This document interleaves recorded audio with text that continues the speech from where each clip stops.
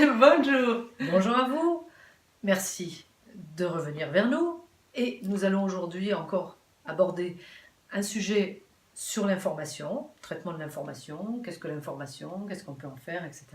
dans l'approche de Palo Alto. Teresa, si on parlait aujourd'hui de l'information et des neurosciences, les infos que reçoit le cerveau, comment il les traite, qu'est-ce qu'il en fait lui? Des vraies, des fausses, enfin je ne sais pas, qu'est-ce qu'on pourrait en dire? Oui, tout à fait. Bon, je ne suis pas une spécialiste de neurosciences, bien entendu, mais les sujets m'intéressent et je suis une spécialiste de l'information et des Palo Alto. Donc, en fait, c'est qu'on sait aujourd'hui, et il y a eu vraiment beaucoup des nouveautés, en fait, concernant la manière dont les cerveaux fonctionnent. C'est que, d'une part, on a ce qu'on appelle la neuroplasticité, ça veut dire la capacité à refaire des connexions. Et ces connexions se font à partir de quoi? Devine? De l'information. Et voilà, exactement. Donc, en fait, quand nous recevons des nouvelles informations, nous allons construire ce qu'on appelle un apprentissage. Et l'apprentissage, ça veut dire qu'il y a deux neurones qui vont se connecter. Bon, ils ne se connectent pas dans l'essence physique, ils ont une distance, mais ils vont pouvoir, voilà, les synapses, ils vont pouvoir s'envoyer elles-mêmes de l'information et ils demandent l'une à l'autre de se connecter, de créer des réseaux et donc de pouvoir fonctionner ainsi avec les informations. Par contre, ce qu'on sait aussi, c'est que les cerveaux ne fonctionnent pas comme une machine, ce n'est pas un ordinateur, et ça on le voit de plus en plus, ils fonctionnent plus comme un organisme. C'est intéressant parce que souvent, quand on parle de Palo Alto et que l'on parle de la cybernétique, on imagine les machines, ce qu'on appelle input, output, enfin l'information rentre, est traitée, ressort, etc. Il n'y a rien de plus faux en fait. Ah ouais?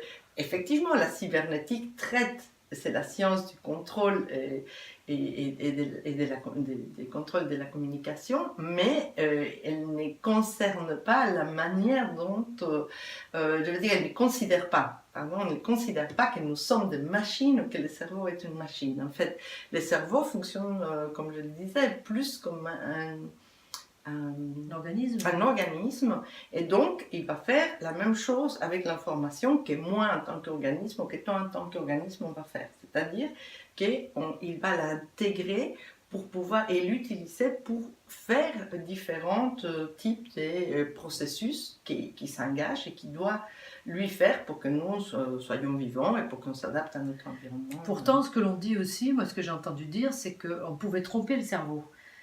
C'est-à-dire que c'est vrai qu'on peut lui faire des leurres, lui faire... Enfin, je sais pas, moi par exemple, ça m'est arrivé, je n'aime pas tellement les araignées, j'ai un peu peur, de prendre un livre ou même un dictionnaire, et si je vois une araignée, j'ai même peur d'aller sur la page ou de toucher la page, alors que je sais que c'est une image quand même. Tout à fait. En fait, les cerveaux, ils traitent les images, les informations, etc. Il va les traiter, mais on n'a pas véritablement des entités réelles dans les cerveaux. Vous imaginez bien, on n'a pas la place. Donc, en fait, dans la traduction de ces informations, les cerveaux, il va habituellement faire des erreurs pour nous, des erreurs pour nous, qui nous permettent de sauver notre peau. Par exemple, si tout d'un coup on est en pleine jungle et on voit quelque chose qui bouge, notre cerveau va nous permettre plutôt d'inventer ou d'imaginer avec les ombres un lion ou un tigre pour fuir que dire « Ah tiens, c'est peut-être le feuillage ». Parce que nous avons plus de chances de nous en sortir vivants si on se trompe et qu'on croit que c'est un tigre et on fuit ou on s'abrite, que si on pense que c'est du feuillage, on se fait vous faites tout cru. donc effectivement, le cerveau va construire aussi les choses d'une manière créative et intéressante pour que nous on puisse s'en sortir. Alors, quelle est la question du jour? Voilà, la question du jour est celle-ci. Est-ce que vous pensez ou vous considérez que tout ce qui vous êtes est réglé que par votre cerveau?